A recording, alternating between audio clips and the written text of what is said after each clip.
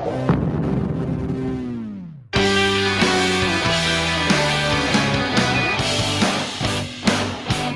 I've been thinking about is this game coming up on Saturday at Michigan Stadium.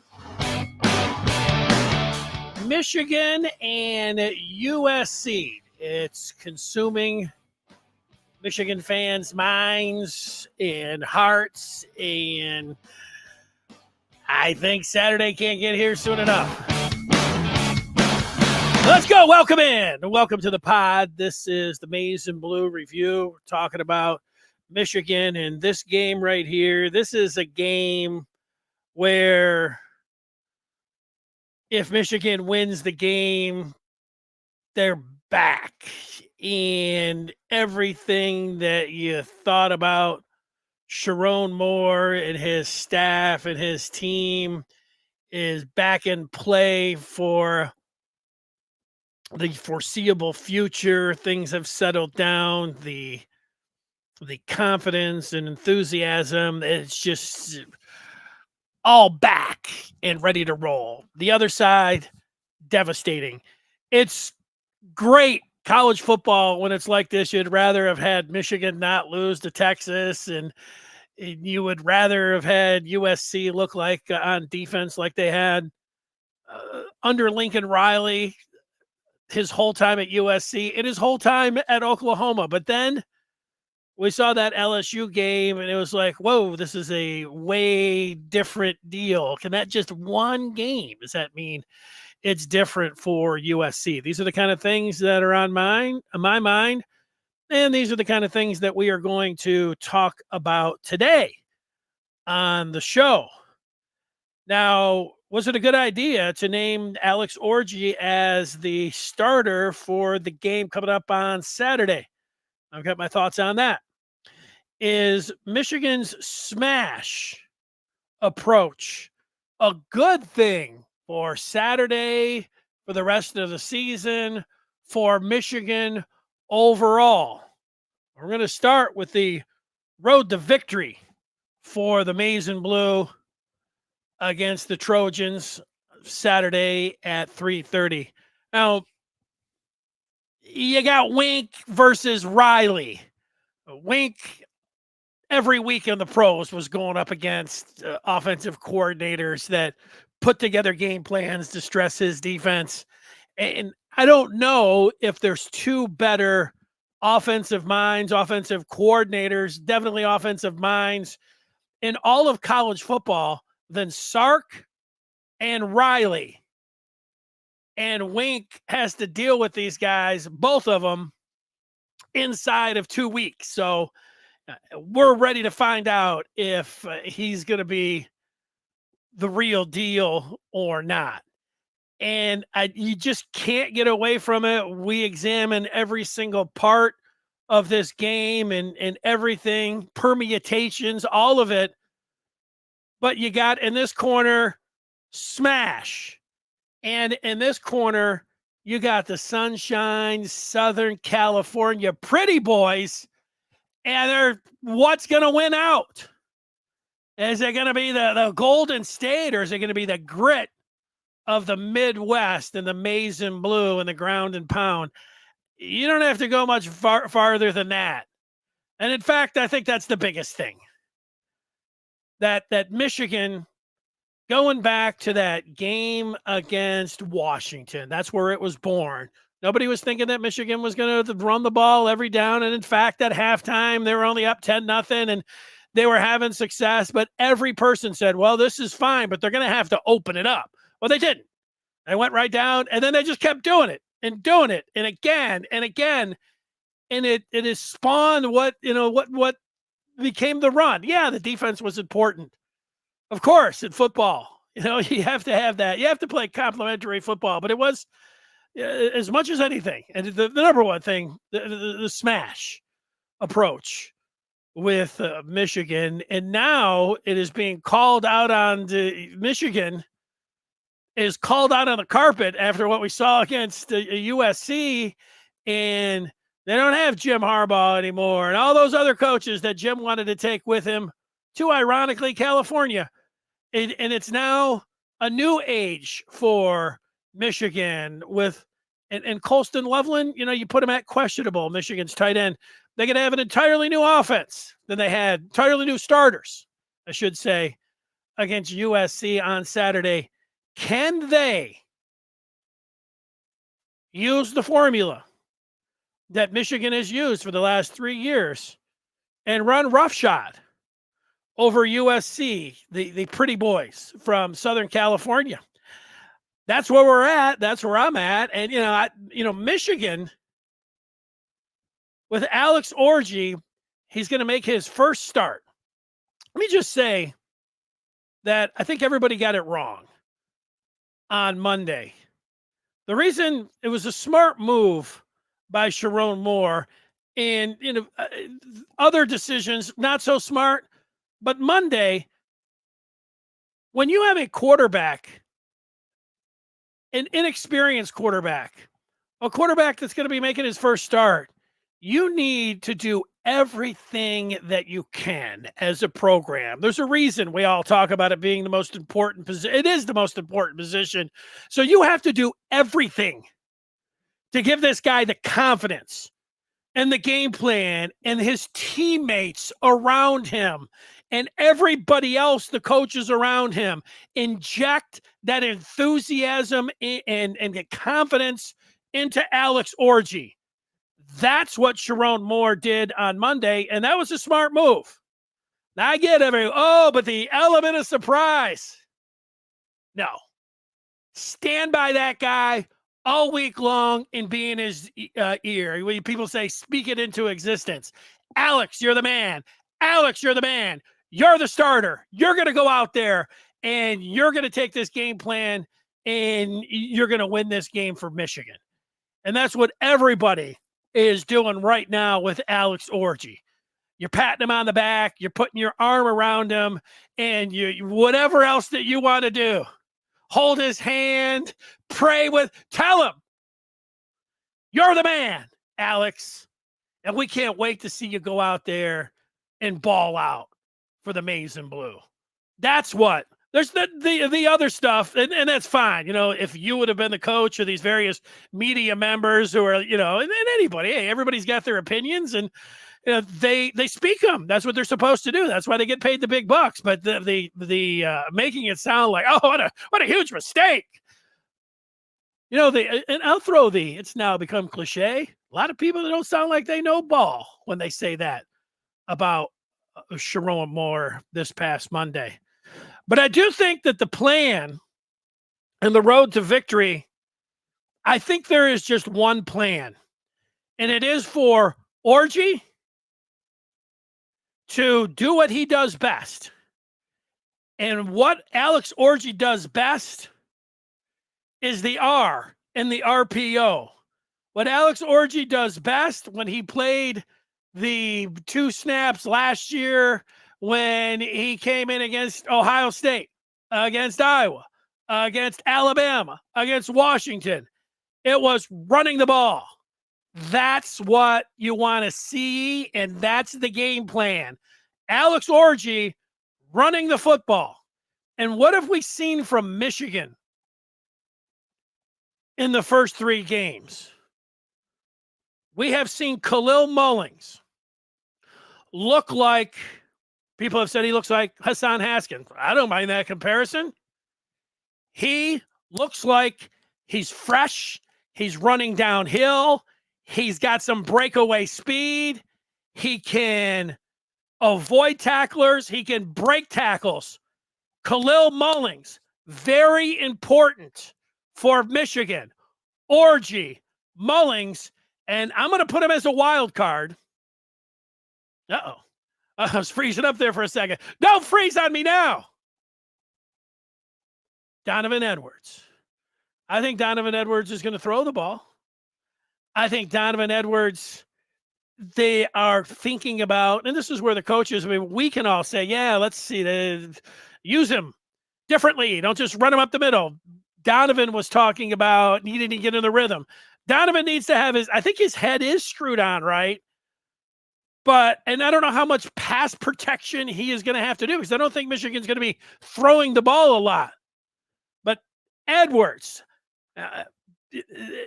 Is he need to be patient? He said himself, he's not listening to TV commentators say that, well, they say that Donovan needs to set up his blocks. He says he's seeing it fine. But if they need to feed, number one, Mullings. Number two, Edwards. And the ringleader, Alex Orji. Those are the three players. Now, this offensive line, Michigan was built. You talk to anyone who has ever played football at Michigan, and you know what they all say? Michigan, you can say they're this and they're that. They're an offensive line. That's offensive line you. That's what it's been built on. Michigan up front. The road graders. The big uglies.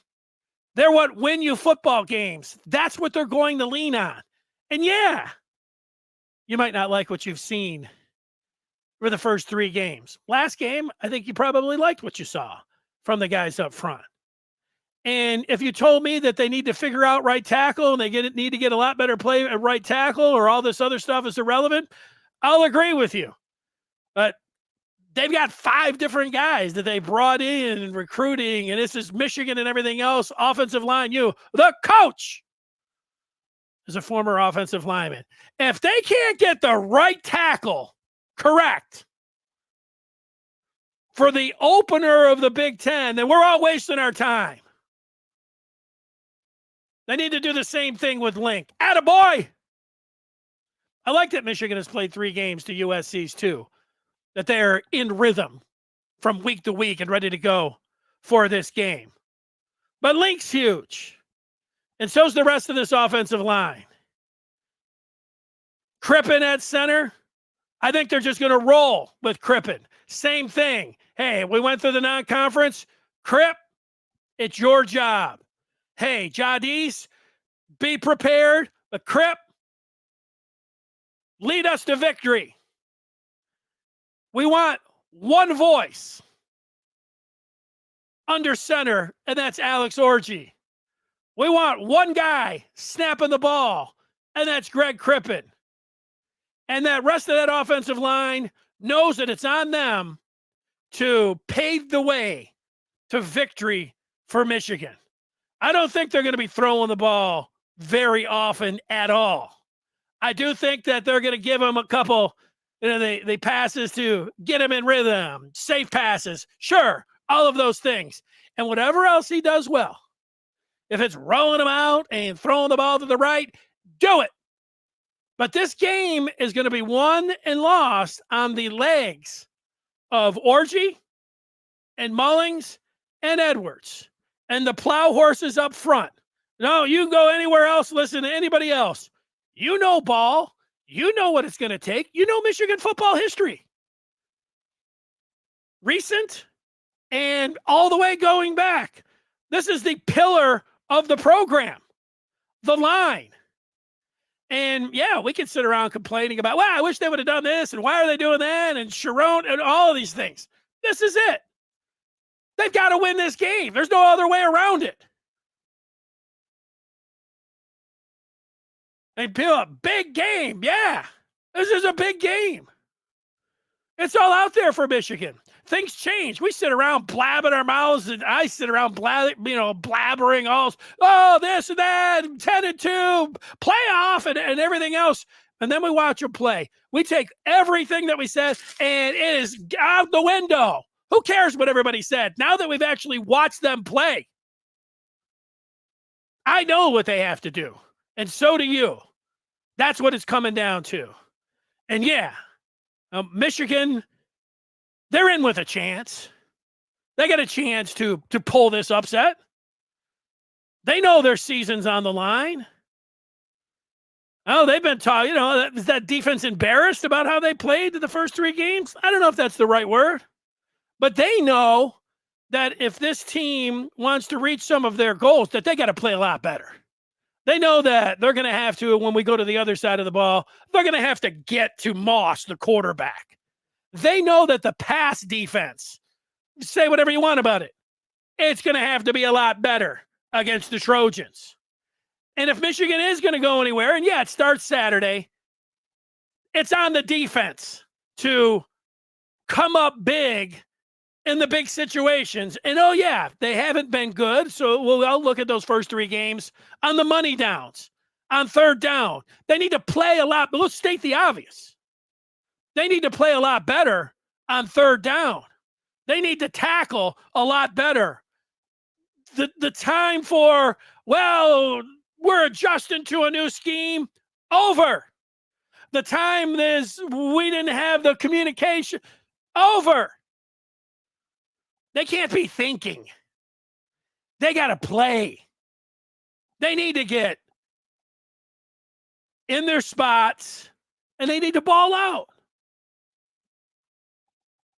Personnel-wise, I think they're capable. I've seen them do it. So have you. In the biggest games, we have seen the majority of these guys that have played defense do it. Now, what's Wink cooking up? Whoo, I don't know. Let's go, Wink. What's Wink? Yeah, Wink, let's do it. Whatever you can do, Wink, now that you've put it all in there, and now that you have it, and Riley and you are right out there with the gloves off. Can you help, Wink? Can you lead this team? Can you put them in the proper spots? Can you coordinate this defense to look a little bit like last year's defense? Because if, again, this is the second time that I'm going to go back and look at the first 3 games, the defense doesn't look like Michigan's defense from last year. They don't resemble the Michigan defense from last year. All the things that they did really well, they really haven't done in the first 3 games. So now's the time. You know, the preseason is over. You're mulligan. Yeah, you got up on the tee box and drove it into the woods on number 1 in Augusta. We're allowing you to get back out there, and you got to hit it again. And you need to not be thinking about gripping it tight, thinking, oh my God, I hope I don't hit it. You need to drill it right down the fairway if you're Wink Martindale and the Michigan defense. That's where I sit. Those are the first 2 items. Let's get to the third one. Is smash a good thing? Well, I've already stated what football under Lincoln Riley has been like. Lincoln Riley took over at Oklahoma, and this guy is a quarterback whisperer. This guy can draw it up. This guy understands offense. There were a few teams. I think the Cowboys were offering him everything in the world to come in. A couple NFL teams said, we want, who's the sharpest mind, offensive mind in all the football? It's Riley. But the one thing about those Oklahoma teams, they sucked on defense. They couldn't stop anybody ever. And they changed coordinators. They brought in different type of players. And they didn't stunt. And then they tried everything. And then Riley went to SoCal for all of that money. And everybody said, well, he's only going to go as far as his defensive coordinator, his defense takes. And they were terrible.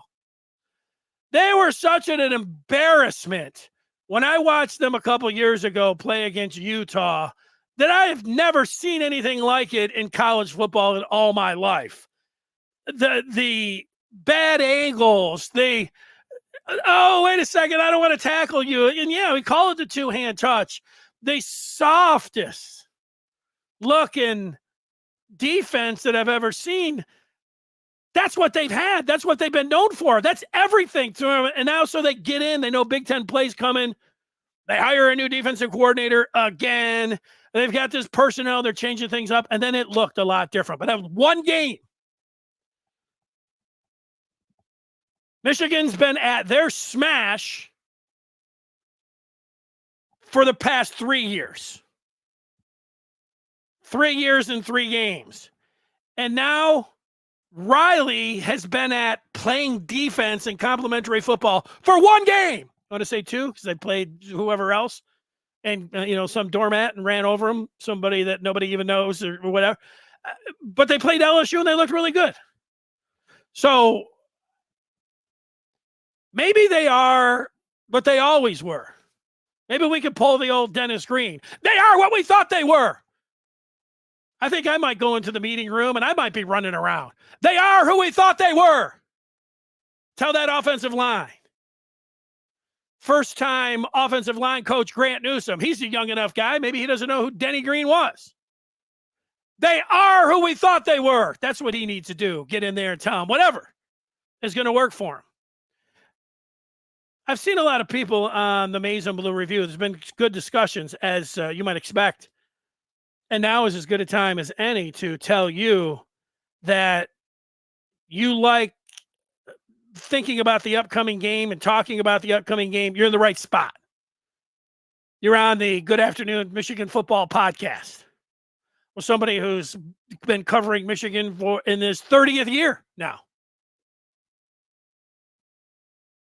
And we're talking about Michigan football all day and all night over on the Den. And you like analytics, you like stories, you like features, you like recruiting. It's all there on the Maize and Blue Review.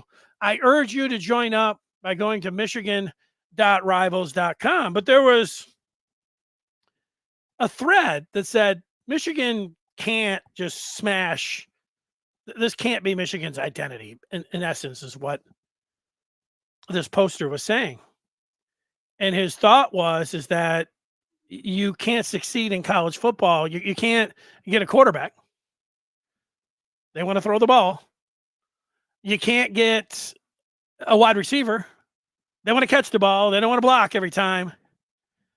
And then somebody would say, well, what about JJ? Say, well, JJ they got lucky. You know what? That's a very good comeback. Well, what about JJ? What about JJ? Harbaugh went all of those years. Harbaugh was a master, right? He's a great coach. Nobody's doubting that. We were doubting it after 5 years, but nobody's doubting it now. The thing that was so weird about Harbaugh is that he knows how to get a quarterback and get him ready for a big game. And the other thing that he knows is about Ohio State and the rivalry. And he wasn't able to beat Ohio State, and he wasn't able to get a quarterback, which is crazy. But then he did with JJ. And then this happened in 2021 against Washington. And it was Josh Gaddis. I remember watching him in the offseason, and the question came in, what's going to be different with the offense and blah, blah, blah. And he gave the most cliched Michigan answer ever. He said, we're going to run the ball. We're going to run the ball more. I was rolling my eyes. I'm like, are you kidding me? That's the answer about the offense? Well, he was right. It's what he did. It's what Michigan did. I forgot where I was going with that. Oh, can this be Michigan's identity, that they're going to be a service academy, but in the Big Ten? They're going to run the ball all the time, and they're forget the high flying quarterbacks and everything else. There's a point to that, but the point right now is this is what they have. What they have that's going for them the best is smash, is Alex Orji. It is his legs that they're going to win with. It's not his arm. It's not his downfield passing. It's none of that. It's him in the RPO game. It's him handing the ball off. It's him directing this offense like he did in that first drive in the spring game. It's running the ball. Now, they've already shown their hand about they're not recruiting dual threat quarterbacks totally. In fact, you look and, next year, Carter Smith, I think he is. I mean, he was a baseball player, and I don't know, maybe he'll be great and everything else, and he is somebody that can run. But Jaden Davis, who is a freshman this year, the 4-star out of Charlotte, North Carolina. He's a pocket passer. And Brady Hart, the quarterback that they have a commitment for in 2026, he's a pocket passer. He's not a dual threat quarterback. And he can move around a little bit, got some athleticism, just like Davis, but these guys are pocket passers. So the part about, Michigan, they can't recruit wide receivers, and they're not, if they had Carter Smith and then Brady Hart was some dual threat quarterback and wasn't very highly rated, you could say, yeah, well, Michigan, this is the way they're doing. And oh yeah, they've been able to grab some wide receivers that are pretty highly rated in here. And those conversations, you think they're just telling them, hey, come on in. We can't wait for you to block for us. Are you guys ever going to throw the ball? So in the short term, this Saturday, and I would say hopefully for the rest of the season, it's going to be Alex Orji, and it is going to be smash. And it is going to be 1970s football. And it's going to be Ricky Leach. And, however far you want to go back and anything else, it's going to be run, run, run. That's Michigan this year. If they're going to have, I think, the best version of themselves right now, that's what it's going to be. Now, I'm waiting to be a little bit surprised about Orji and throwing the ball. There were a couple throws that he made in the spring game that were fine. Right off the bat, he wasn't fine. But then he made some fine throws. But then there was one or two. It was like, ooh. And then the pass that he missed on that third series to Fred Moore, I got news for you. Justin Jefferson wasn't catching that ball if he was going full blast down the field. People are like, oh, he pulled up. Oh, he didn't. That's an excuse. But again, I'm just trying to, if he would have connected on that, I'd feel a little bit better about where I'm sitting right now about, let's just see. He's going to unleash, a downfield pass, a couple downfield passes. So I'm going to have to see that, before but the confidence, Sherrone Moore even said they wanted to do that to get his confidence. The confidence, if he completes a pass like that, cannot be understated. And I think for the fans, the one that they saw him, short arm and, dribble down, that after the spring game and then seeing that one, woo, the nice 2 touch passes for touchdowns, Donovan Edwards and Hansen, those were nice. Those are things that you can lean on a little bit and say, good job, Alex, a little bit more of that. But there's about 10 or 15 other different throws that he's going to have to make other than the rollout and little dump off pass over the middle. Going to be a lot more that we're going to have to see. So that's the uncertain part of it all. That's where I'm at. I've unloaded all of it. Now, let's see where you are at. I always appreciate the people coming on in and giving their viewpoints on Michigan football, where it's at, where it's going, and whether you just want to do the short term or what is going on Saturday. That's where I am. I'm preoccupied with the game on Saturday, or if you get a longer view, go ahead and do it. Here's Smash Ferris. Ferris, thank you. I went on Ferris's Smash the Numbers podcast yesterday and had a fun time for an hour talking about Michigan football and Michigan and USC. And now here's Ferris pointing out that we are only 60 subscribers away to 5,000. Let's make it happen. I think it's going to happen. I feel good. Only 60 away. Let's go. Scott, I think this should be in all caps. Scott has written big game. I don't know how much more we could say it. I could scream it. I can pound the table.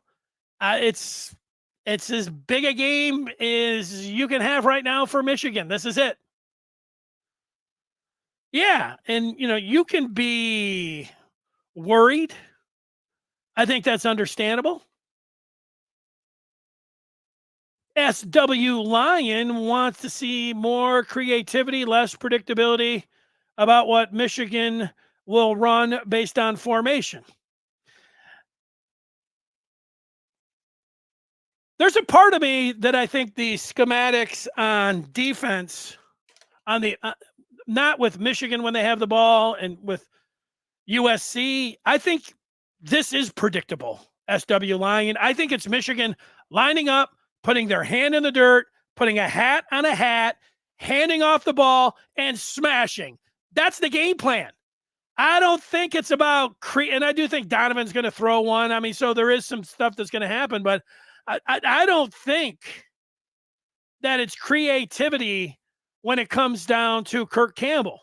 I mean, Lincoln Riley or Sark could be running the Michigan offense, and it doesn't matter about the formations and everything. Hat on hat, run the football, 3 yards, 4 yards at a clip, bust a couple. That's how Michigan's going to win the game. So it's predictable. I think it's the most predictable thing ever.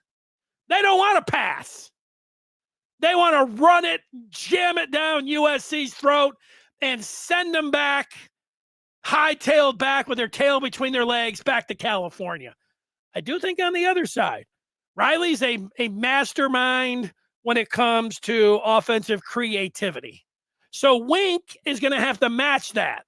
That's where the creativity and all of the coaching and the schematics come in. Offense, meat and potatoes. Defense and stopping Riley, that's where you get up on the board and start drawing everything up.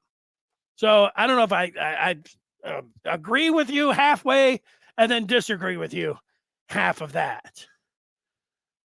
Ferris is throwing some numbers up here with interceptions. It's like having a handicap, 9 points. You need to stop that. Yeah, I don't think I'm not going to sit here and tell you that I think that turnovers aren't going to be a big part of this. Yeah, they don't want to be turning the ball over. True that. Wayne got fired. Well, there's been plenty of guys who have been fired and then have gone on and that have had success. So it happens, and we've seen it. But, it's true what you're saying. And, yeah, John Harbaugh fired him, and then he went after a Michigan guy in McDonald. So, yeah, that is true. And let's see. This is, yes, I think that is 100% accurate. This is the biggest game in Sharon Moore's young coaching career, because if he loses it, we'll be pushing the panic button. If he loses it by 1 point, the panic button will be pushed, and it will continue to sound until they can, I don't know, win 3-4 games, get back in it. I don't know how many games that would be. That would have been Minnesota, Washington, at Illinois, Michigan State. If they ripped off 4 in a row and then beat Oregon, and then I could say, okay, things have settled down a little bit. That's why, the Texas game, it felt like that was just like you weren't used to it. They got, smacked upside the head. It was embarrassing. You were crying. You were mad. But it pointed where everything was now on this game where they have to win it. And so I'm, thinking about, a lot of times you don't even like thinking about like, oh, what if they lose? But for a second we will. I think they'll have to rip off 5 games and beat Oregon. So the much easier thing to do, Shadyville, is just go ahead and win this game coming on Saturday. Yeah, well, I don't know if Georgia Tech ran a triple option, right? So I don't think Michigan's running that, but they are running. Scott is talking about they need to pass 15 times. I don't think that that's true. I don't think that there's a set number. I don't think that they have to pass it. I mean, they're going to throw a couple, but, this game is about running the ball. So, you want to talk about they need to do this and that, throwing the ball. I disagree. I don't think I don't think they need to throw for that many yards, and I don't think there's a set number on it at all. Let's get some people that have not jumped in and see where they are at. James says Michigan has run a pro style D the last few years. We have new starters and transfers that came in running simple Ds at the last schools that they were at. So you're talking about, an adjustment period. I hear you on that. John talking about Orji. I have to say this little timeout. The studio here, I can feel the air conditioning coming in. I don't know if it was a week ago or 2 weeks ago, our air conditioner died. And the guy came out and he said, I hate to be a bearer of bad news, but your air conditioner is fried. So we need a brand new air conditioner.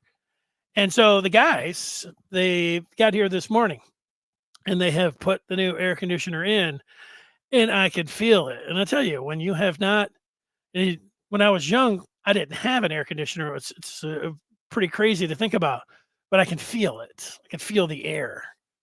It feels so good. And it reminds me of just feeling good. Yesterday, I went to the grocery store and I thought that I was being set up in a good way.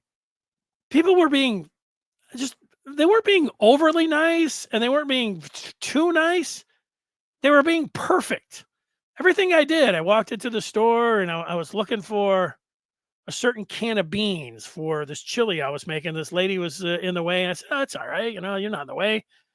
And she spotted the beans for me and handed them to me. And she was, it was just perfectly nice. And then there were like 3 or 4 more instances like that. There was the butcher back there. I was looking for some specific kind of spicy breakfast, what they call breakfast meat, whatever, sausage, breakfast sausage, spicy for chili I was going to make. And the butcher, what are you looking for? And I told him, and he said, oh, this is great in chili. I put this in there, and, and I was like, it wasn't too much. It wasn't, it was just great. And so all of that, I'm just talking about, it was just for like 15 minutes. And so as I was standing in line, there was only one person in front of me. I had the thought in my mind, like, this is how the world should be. People are being real nice. This is what a great feeling. And then the lady behind me said, how do you like those shoes? This was a different lady. So I got these, the second pair of these like running shoes that I have. And I said, I like them. They're pretty nice shoes. Oh, I'm thinking about getting a pair. But that was it. And while I was going through that, I was thinking, I feel like I'm on camera. Like, let's target this guy and let's just be nice to him and let's just see how he reacts. But I looked around, there was no cameras, and I walked out of the store and I said, man, this is life, man. This is how it should be. Man, people being nice, people being friendly. I don't know why I got, the air. It feels good in here. That's what it is all about. John thinks that Orji is going to shock the world. I'll tell you, being at this is a game. It's weird that USC's in the Big Ten. It's weird that it's a Big Ten opener that USC's coming in. But I love that they're traveling. I wish it was cold. It's going to be hot. I wish it was cold for those Southern California dudes coming in with their ragtop car. I just wish that was in Bermuda, whatever. But 2 classic teams in the big house, and being in that atmosphere in a jam-packed Michigan Stadium, Orji completes a couple passes. The confidence that I was talking about that Sharon Moore, boy, it's just going to, he hits that first one that he's going to throw 8 yards down the sideline to Samaj Morgan, because, that I would put, it's minus 900 that's going to be his first throw, a sideline screen, because that's every offensive coordinator does that. So he's going to do that. The whole stadium, they're going to, and you're going to feel his the confidence. And then if he throws the ball and he completes a pass, like for a first down, the confidence is even going to be more. And if somehow he fires one down the field and it's on the numbers and it's caught, that place is going to be going wild. So you're right, man. And you just imagine. It's like at a baseball game, like a Tiger game. Get a little hit, the next one, get a guy, start moving the line. You get the next guy up there, and then he can feel it. Next thing they're in the race. They can see the playoffs. Everybody's going. You can't wait. Baseball's back. Football's back. You're excited. It's a great time to be alive. So, yeah, that's going to be fun if that happens coming up on Saturday. JSE is in for the first time. If they look bad, I don't know what I'm going to do. I don't either, JSE. I am not thinking about that at all. I'm only thinking about the good things right now. I'm going to deal with it when I'll cross that bridge when it comes to it. I'm not even thinking about that bridge. Mark says J.K. Dobbins has new life thanks to Jim Harbaugh. Well, J.K. Dobbins had an Achilles, and J.K. Dobbins, the Buckeye, I remember the first time that I saw Blake Corum, I said, man, Blake Corum reminds me of J.K. Dobbins. Because J.K. Dobbins was a great back at Ohio State, and now here he is running for Harbaugh. I think, was it last year or the year before, Dobbins came out and had a great one game, and they got hurt. And then that was it. But yeah. Hey, you want to be a running back in the NFL? Go play for Jim Harbaugh. So I'm with you on that. I think, Harbaugh against the Steelers on Sunday, that's a good one. Scott is wondering about Loveland. I think if I had to guess right now, I think he's going to be a game time decision, and we're going to see what kind of discomfort he has on Friday, and if he's going to be able to give it a go or not. So I know that doesn't make you feel good. I don't know how that makes you feel. I mean, he's not been ruled out. I don't think he's practiced, but he might be in, maybe on a pin. I don't know. So maybe. I don't think anybody knows for sure. I don't think he's been ruled out. Mark is saying from -8.5 to +6.5 in 3 weeks.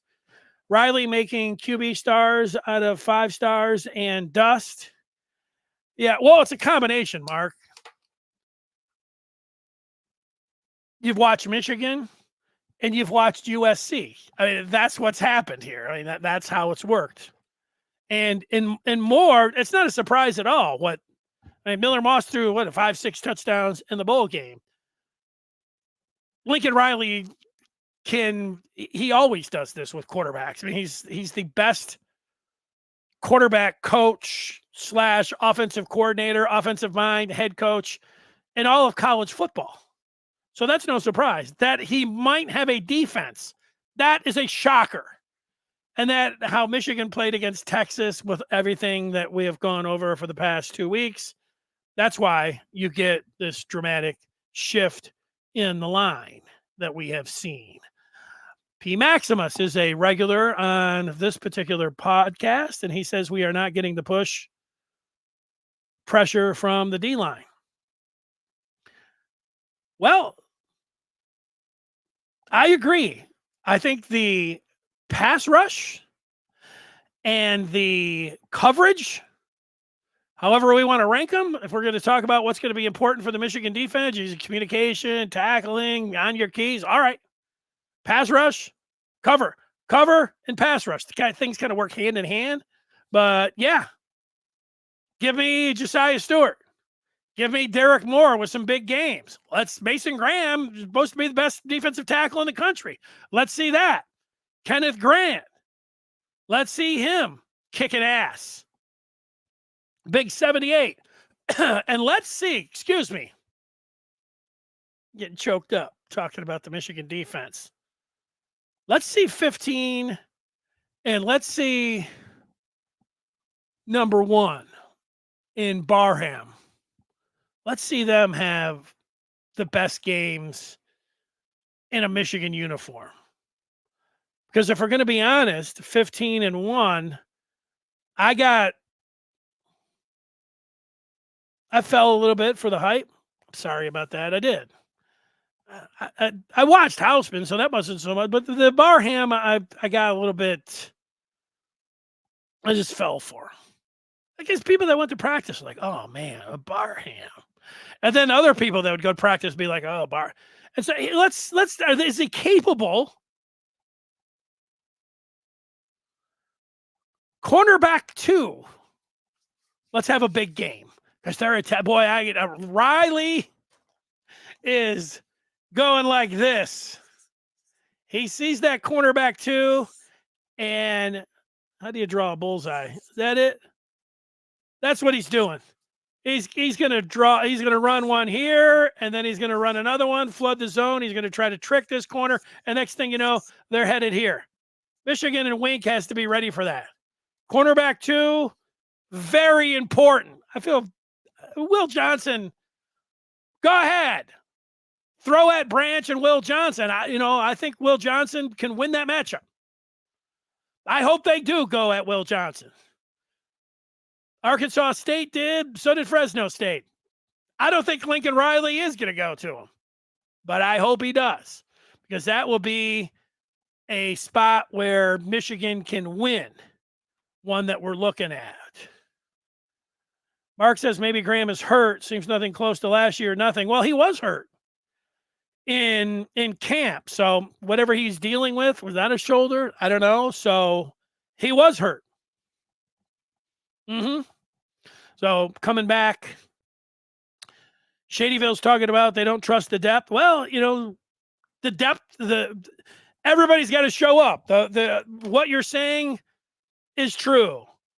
It doesn't look like the Graham from last year. The depth, at different times we've seen Ike Iwana and Benny's a little bit slowed coming back, but he's played well. But there's been some different guys in there. Scar, when he goes through the tape, he's a fan of Etta. So am I. These guys need to have their best games. Pierce, who's the other one? Brandt, step it up. TJ Guy, just name off the whole defense. This guy needs to play well. This guy needs to play well. But hey, can your best players play the best? That's how you win. I mean, it's a little cliche-ish, but let's see the entire unit come out. Can they do it? Can they play this way? I don't know. Let's see. We got a couple coming in here late. Ted, if Orji's the QB, it has to be smash with play action. Yeah, well, Ted, I would suggest that, I don't know if you just got in or not, to go back and watch this pod. Sure. You want to talk about play action, and I think the first couple passes are going to be key. They're going to be key for my blood pressure, yours, and my just overall health. But I think that what a complete pass or 2 or 3 can do for Michigan, for the crowd, for Alex Orji, for the offense, for the defense, for everyone, is just, it's not unimaginable, but it would just inject just so much life. Whoa, a 10-yard complete pass. Woo! I mean, it could just be just out of sight. A pass completion. It can happen. Orji on the first series of the spring game took the team down and ran it in. And that's where there was just a glimmer of like, you got a guy. Like he's big, Jalen Milroe, Orji's bigger than Jalen Milroe. Orji's 6'3". And he's got big hands and a wide back, and he comes down and he gives you a pop. And not the kind of pop you're getting at the candy store. He just can wallop you. That's what we're talking about. No, this isn't some, gimmick QB, skinny dude. Jaden Daniels out there. This is Orji. A brick blank house coming at you. Who was that? That's what it's about. All right. Take the last few here. Whew. Cut Orji some slack. Yeah, the slack is all cut. Orji, to me, I'm giving him, I hope Orji watches this. If Alex Orji was watching this podcast, I would say, son, this is an opportunity of a lifetime. Just go out there and ball out. I don't want you thinking too much. I feel like I just want to put my arm around Orji and to give him the talk and say, hey, yeah, you've waited your life for this opportunity. And you might have thought that it was going to happen a month ago. So did I. But this is your spot. This is your opportunity. Just go grab it. Just go out and play like you can. The team is all behind you. Every Michigan fan is behind you. Just go out and do it. Yeah. I mean, sometimes we have to talk about what happened, and I have to give you my opinion. There was, I saw some Michigan fans talking about, Moore pulling up, and, I was just giving you my thought on that. It could have been Tyreek Hill. He wasn't catching that ball. But it doesn't matter anymore. People want some passing downfield. Scott saying we are redshirting Jaden Davis. The other 4 quarterbacks are all backlogs. Well, I don't know why you're saying that you're redshirting Jaden Davis. I did see more than one person indicate that there was some Team Davis had indicated that they didn't want their son playing this year, that they wanted him redshirted. And I don't know. And again, this goes to, this wasn't the Maize and Blue review, but look, talking and getting the number of a quarterback's dad and then communicating with him and then putting it out to people like Davis doesn't want to play. For what it's worth, I asked Sharon Moore directly on Monday, is there any plan to redshirt Jaden Davis? Could he be in the mix if needed? And he says there have been no conversations about redshirting. So when you talk in the affirmative like this, it makes me think, Scott, that you are buying into some false narrative put out there. And, and maybe true enough. Some parent is talking to some dude. And so, that's going to get him some hits. And, this is what they would like. What you would like and what actually happens when you get there on the football field, those are two different things. It's nice for your story that you put out there, but I'm not, I'm going to take the coach at his word. And you know what? Hopefully it doesn't even get down to where you have to think of Jaden Davis is going to have to burn his red shirt, because I do think that, so they've already, they've crashed and burned, let's be honest, with Davis Warren. Now Orji's up. Identical. Tuttle, maybe. So you're talking about the 4 guys. Hopefully you're not hopefully we don't get to a 5th guy, because I don't think that I don't think that you guys can handle it. I know that I can't, and I don't think you guys can. So let's not even talk about it. Even when Orji threw those 2 short TD passes, he looked shaky. Hansen had to go low to get it.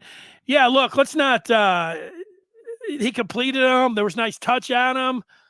You'd be surprised if you went through some of Peyton Manning and Tom Brady's throws. Not every throw is right in the breadbasket with complete and perfect touch. So let's oh,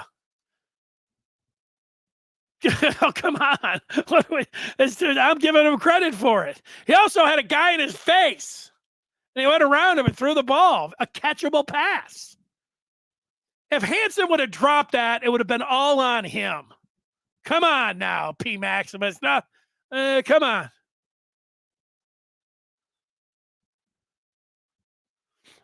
Well, we don't know what's going on. Shady Bill's been listening to a USC podcast, and they called Orji a running back playing quarterback. Well, I think that if you're a non-Michigan fan, I called Alex Orji a Wildcat quarterback myself, based on what I have seen from him. So if we are just going on what we have seen from him, then what a USC podcast and what anybody's saying about him and knocking, he's a linebacker playing quarterback, all of those things you have a point with. That's why it's such a big deal. Everybody's thinking that, even if you're like just a super duper pom-poms, never even think about anything going wrong with Michigan. It's all positivity. Let's see it happen. You know what everybody's saying in the back of your mind, and you're thinking it can be done. Hey, this is Michigan. These coaches must have liked something about him. Harbaugh recruited him. And so these guys must have something. But so when you see it, though, you'll feel it in the stadium. Everybody is going to be uplifted if you see some completions, because that's in the back of everyone's mind. Best possible case, Mark's putting out here. Let's see if he has the best possible case. Players taking 1% off each play. That adds up to a big difference. Just looks like the team really not all in every play. Tiny errors adding up to poor play. Maybe I don't know about the 1% and guys taking off plays. I think when you have a bunch of new players and a bunch of new coaches and a new scheme, that this is the kind of stuff that you get. This is you see mistakes. You have issues with communication. You are not aligned correctly, and that's on the defense. And the offense is a completely new offense. And you have not one, but you've had two quarterbacks competing. You've not had one, but you've had two or three centers, some different voices and different snaps. You've had the competition out on right tackle. You've got a brand new head coach. The Hall of Famer, a guy who's probably going to get a statue one day, is off to California. The beloved strength and conditioning, everything. I think, everybody knows this, but Mark, it's, you're saying it looked like they're not all in. That's what happens. I played for a basketball team in high school. We weren't very good, but we were competitive back in the Western Lakes division, back in the day. But then we would play some really good teams. I remember one particular Thanksgiving break, they brought in a bunch of PSL teams like Cody and Chadsey, and we just scrimmaged. Those guys slapped us with a press. We turned the ball over every single time. Our shooting percentage, if somebody would watch that, you'd say, you guys shouldn't even be playing basketball. You guys can't even dribble. Like if you were there weren't anybody watching that. Ball going off your leg, stripped left and right. Now, you're playing a better team, you can have some errors that way. That's what it looked like against Texas. And then you add in with the different players and everything else. Probably not the best analogy, using my high school team going up against Cody in a Thanksgiving practice. Scott, hey, look, Scott, I think the recruiting talk and, Michigan losing out on Carr and Dante Moore and Underwood. And I'll ask you this, Scott. We all talk about Michigan's culture and buy-in and identity for the last 3 years that got them to the mountaintop. Part of that was with the quarterbacks and not wanting to play the all-in game. Let's, get $10 million and let's just throw money at people. So did you like the identity and the culture of Michigan because it got you a national championship? Or do you wish that they just would have, like everybody complains about, just gave into the bag? Because all of these guys, every time that Michigan lost a guy, all I heard from everybody is that, and for 20 years I heard it, Yeah, I just took the bag. I don't want guys that are I don't want guys that are just going after the money. And yet, I have told you repeatedly in that when you go to professional sports, which college is just like now, it's free agency every time, almost every time, free agents go for the most upfront money because they say things like they're looking out for their family and they never know when they're going to play another down and they're going to get theirs while they can. That's capitalism. So you just have to decide to yourself, Scott, did you like the identity now or the last 3 years and the culture, or you did like it, but now you want to change? I think that's the answer. You want to change a little bit.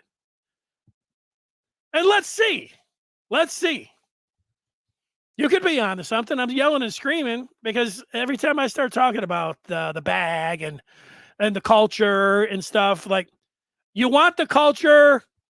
What we want is great players to come to Michigan and like not take, just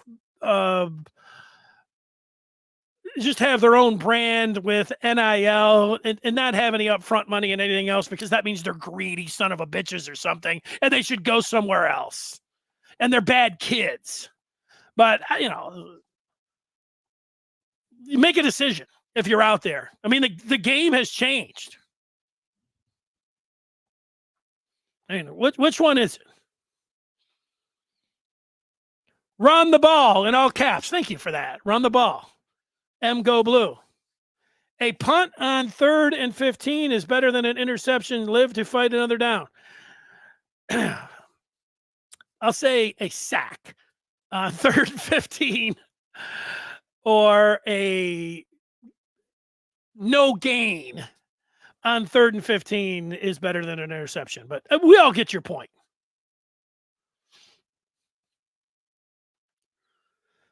All right.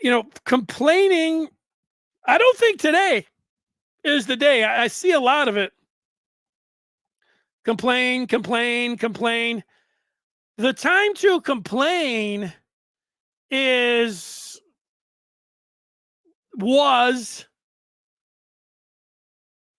this past weekend, if you wanted to complain. Certainly after the Texas game, you maybe even you spill into Monday if you want to complain. Hey, it's Michigan fans. It's the only thing you care about. Let's complain even to Tuesday.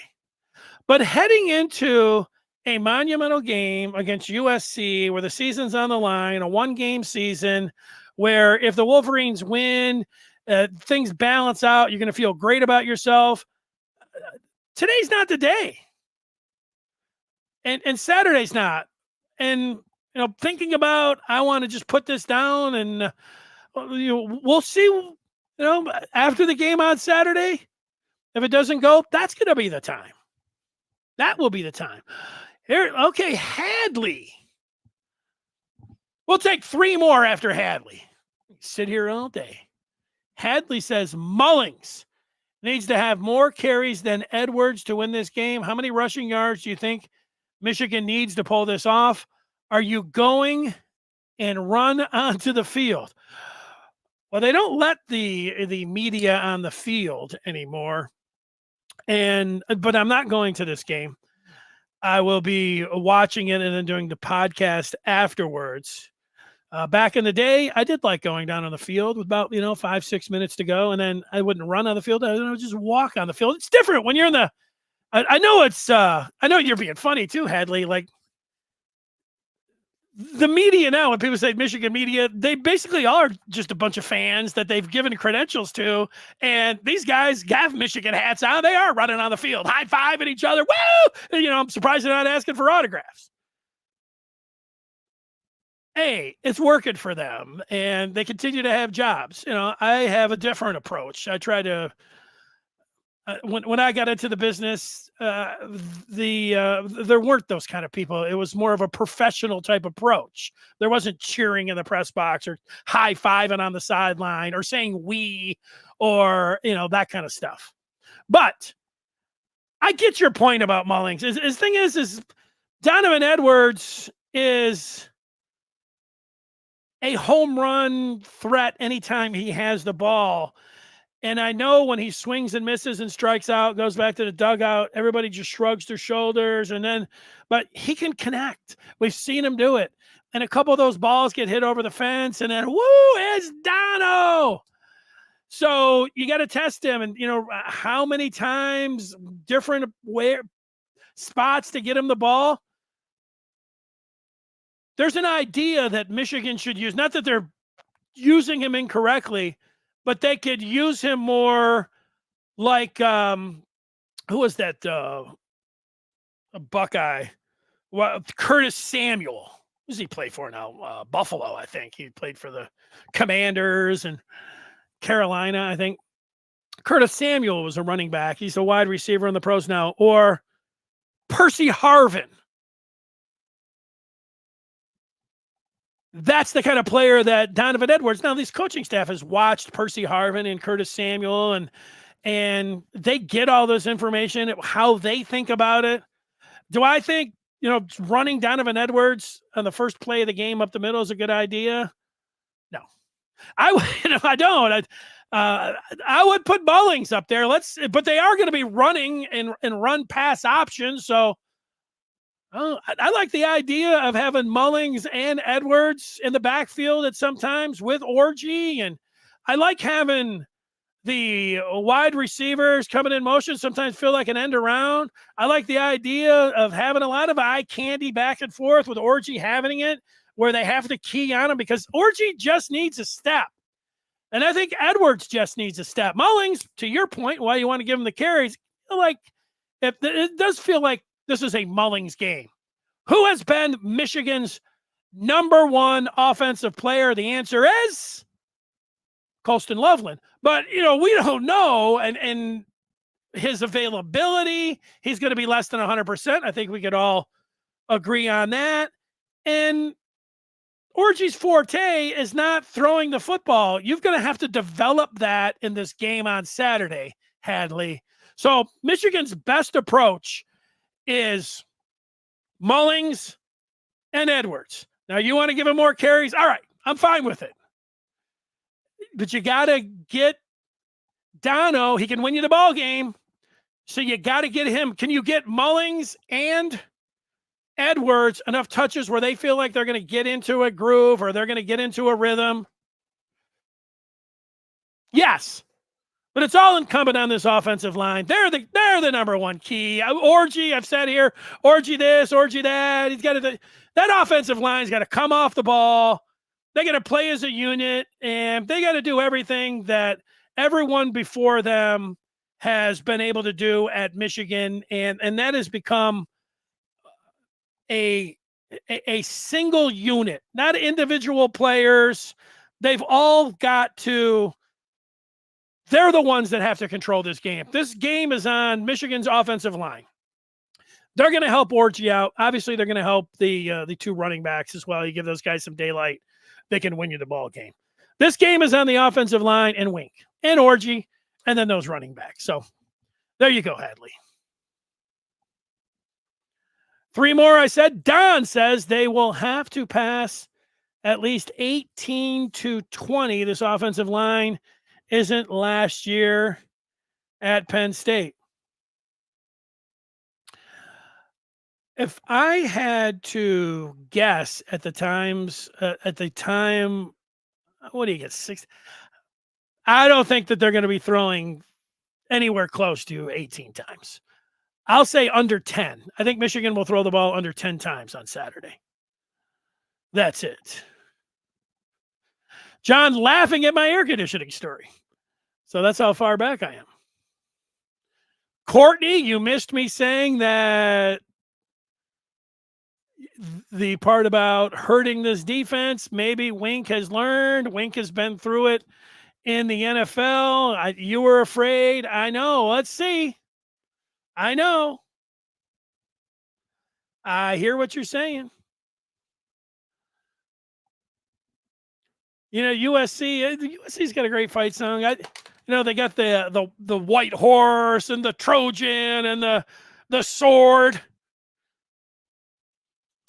Growing up, It's like it's the only thing I can remember is like Michigan playing USC in the Rose Bowl and getting beat.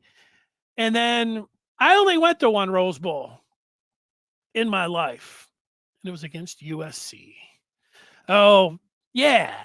USC. USC's, there's Michigan, and, you go over some of the other teams. We all know them, but pretty soon you're talking about classic brands in college football. You're saying you're saying USC. And yeah, USC's got a lot of nice stuff going for it. That's for sure. And hopefully in their first ever Big Ten game, they get a big fat L. And you're like, hey, it's going to be an adjustment for Lincoln Riley. That defense played against LSU, but this is the Big Ten. Ted noticed a huge difference when he moved from Michigan to North Carolina. Everyone down here is friendly, welcoming, and ready to help when shopping. It's like a bizarro world and so much better. Ted, my wife said the same thing. She was doing some work down. She's back here regionally in Michigan, but she was traveling a lot down to North Carolina. And they're all calling her ma'am and miss. And she's like, it's pretty weird. Everybody have a nice day. I try to stay away from fast food places. So right now I'm just had a great month. But there have been times that I've gone to the fast food. You get in there, nothing where you can. I will talk. I'm not the clearest speaker, but I attempt to give the correct pronunciation and all of this diction when ordering my food. And almost every time I'll say, yes, could I have a number one with a Coke? Excuse me? What? What do you mean, excuse me? And then I hand someone the money, and it's like this. All right, then. They're not even looking at me. No, thank you. No, have a nice day. Stay away. Stay away from fast food. But I hear you. Edwards will throw a long one. Yeah. I've got Donovan Edwards over if it's, if they, the gambling lines, they'll say over, a half of a pass, 0.5. I'm over. I think he's going to throw a pass. I think that's going to happen. Let's see if anybody's just jumped in that wanted to make a point that we could get in here. The last person, Mike. What do you think of number 2 playing some offensive snaps? Number 2 is Jaden Davis. Yeah, I think in this game, much like I thought at the beginning of the season, I like Mike picking one quarterback and then playing that quarterback and heading into this season. Now, if this was last year and Michigan had an exhibition season of East Carolina, UNLV, BG, and they were starting out with Rutgers and Nebraska, do I think putting in Orji and spilling in the competition into game week, do I think that would have been okay? I do. That would have been much like Jim Harbaugh. But I don't like it when you had two of the best offensive minds and two big-time games coming up in week 2 and week 4 in Texas and USC. So no. I only want to see one quarterback while the game is in hand on Saturday. I only want to see one center. I only want to see one right tackle. And this goes for offensive line and quarterback. I don't know if it's just me being old school. Sharon's young, the staff, they got a bunch of young dudes, and you always say, this is a young man's game. I buy all of that. It's analytics. Pick one quarterback and play him. Pick one offensive line and play him. What I've always heard is that the offensive line has to grow as a unit and gel. Well, let's see them do that. Let's not do what they did. Let's just play one. So no, yeah, if Michigan is up, 30-10 with 4 minutes to go. I would like to see Jaden Davis get in there. But I mean, if you're talking about putting him in some kind of role, or Michigan no, I'm not for that. Was it 75 on Thanksgiving last year? Well, it's good. Good to have that air conditioning rolling. OT is Edda has not looked good. Ike has looked. Jaden Hood or has looked good. I don't know. I said 2 or 3 more. I've read 5 cents, so I don't know what's going on. OT's not feeling it. The way more. What about benching Warren for Orji? Is so amateur hour. It feels like Hoke when he benched Gardner for Morris. Well, I don't know, OT. I mean, I could sit here and talk about that whole thing.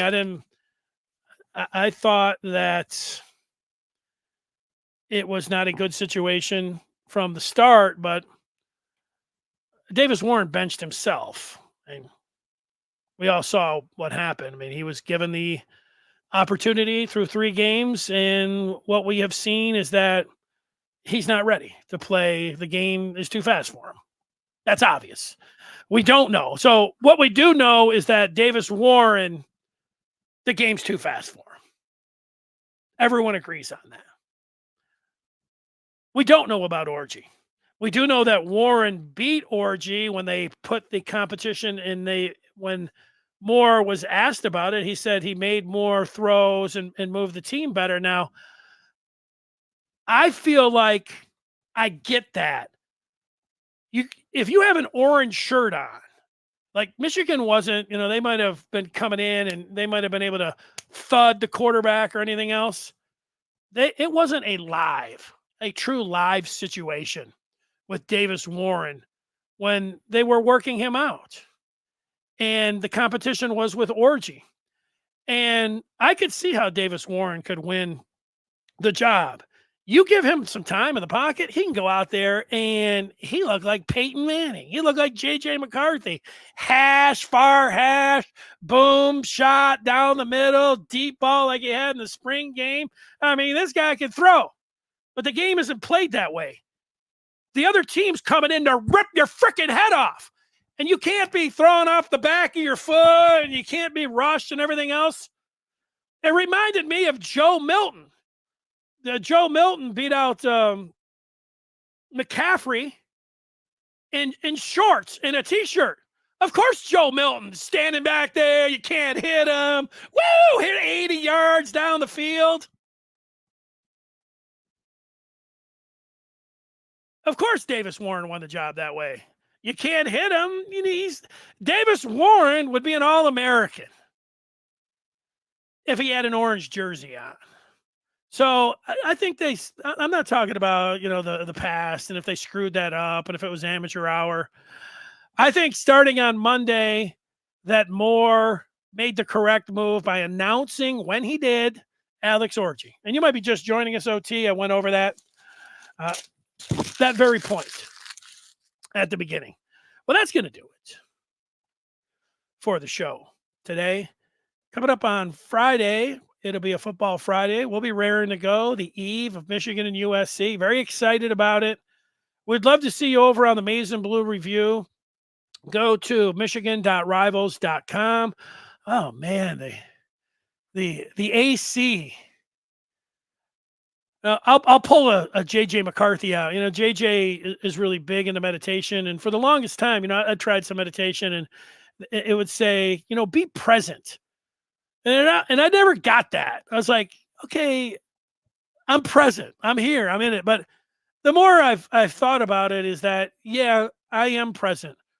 I'm very grateful for this air conditioning to be flowing over my body right now. It feels great. And while I stay present, I am just thinking about not recruiting down the line or how Michigan is going to do against Ohio State in the college football playoff. I'm thinking about a tailgate on Saturday. I'm thinking about the USC. Before that, man, I'm just going to enjoy a Wednesday night and watch my favorite Detroit Tiger pitch in a a meaningful baseball game on September 18th, and I'm going to have a hell of a time. And it's what I don't know, like sound like it's what life's all about. I mean, I'll include my wife, and so then I can feel like, hey, this is what it's all about: spending some quality time. get get some get the animals. Let's go. All right. Thanks so much. Smash that like button. We'll talk with you coming up on Friday. Give you a wink like for Wink Martindale.